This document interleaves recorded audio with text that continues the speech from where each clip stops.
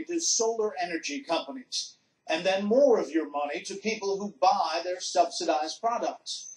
The goal? To create green jobs. And guess what? The government's also training workers to fill them, even if those jobs don't exist, at least not yet. Screwdriver? Yeah. The module's got to catch right here. So we're going to put up 10 modules. In 2010, the U.S. Department of Labor gave nearly $3 million of taxpayer money to the Workforce Connection, a nonprofit organization that, in partnership with the College of Central Florida, set out to train the unemployed for new green jobs.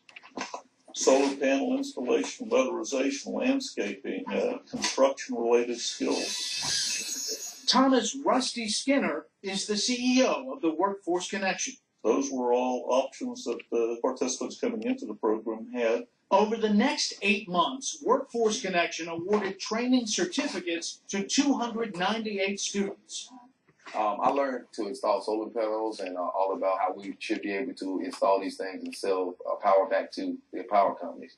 Robert Wilson, who lost his job as a warehouse manager, earned more than a half-dozen Workforce Connection green job certificates. It took me anywhere from 6 to maybe 7 months. I got photovoltaics installation and solar thermal installation. Brian Williams earned about a dozen certificates. It took him 8 months to do it. Monday through Friday, 8 to 5, pretty much every day. But neither Wilson nor Williams, nor the vast majority of Workforce Connection graduates got the jobs they trained for. It's frustrating because you have to look at your wife and say, hey, I couldn't find a job today.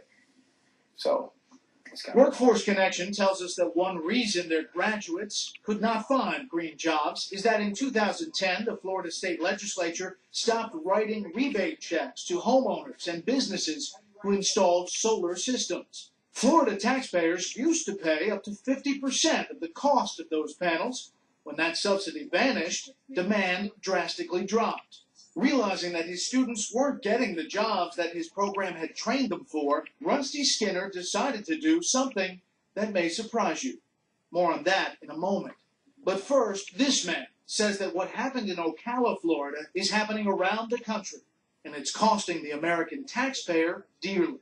He used to be a high-ranking Department of Labor official in the Bush administration. He went to work as an administrator for one state's community college system.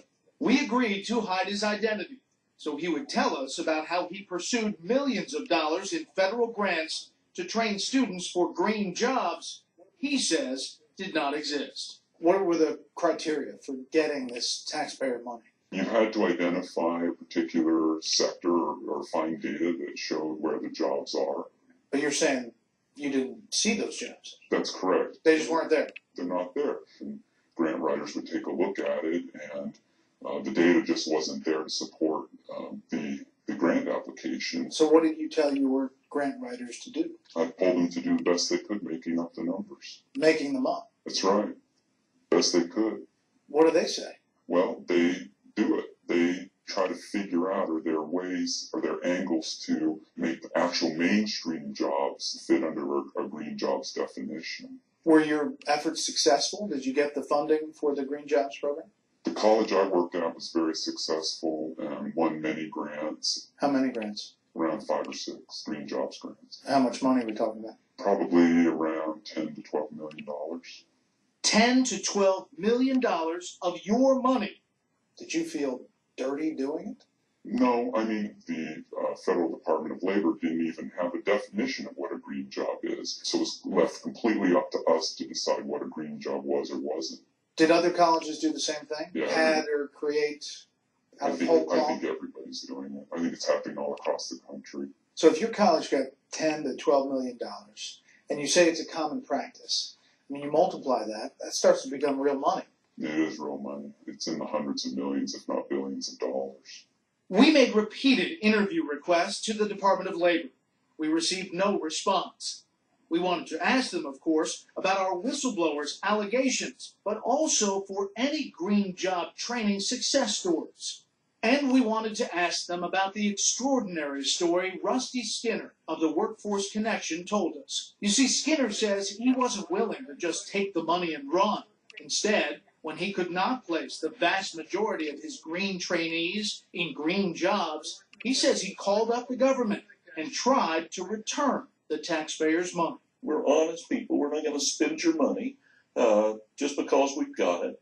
So we're going to get the money back. We can't make this work. And they said to us, what will? Skinner says the Department of Labor signed on to a proposal that would put green jobs on the back burner and work to get his grads any job at all. 6 months later, Robert Wilson still does not have a job, green or otherwise. It's kind of hard getting training, and then the training's supposed to be for jobs that are supposed to be available, but they're not there. Next, it was Thomas Edison's brightest idea. It led to the creation of General Electric. A century later, the green version means lights out for some GE workers.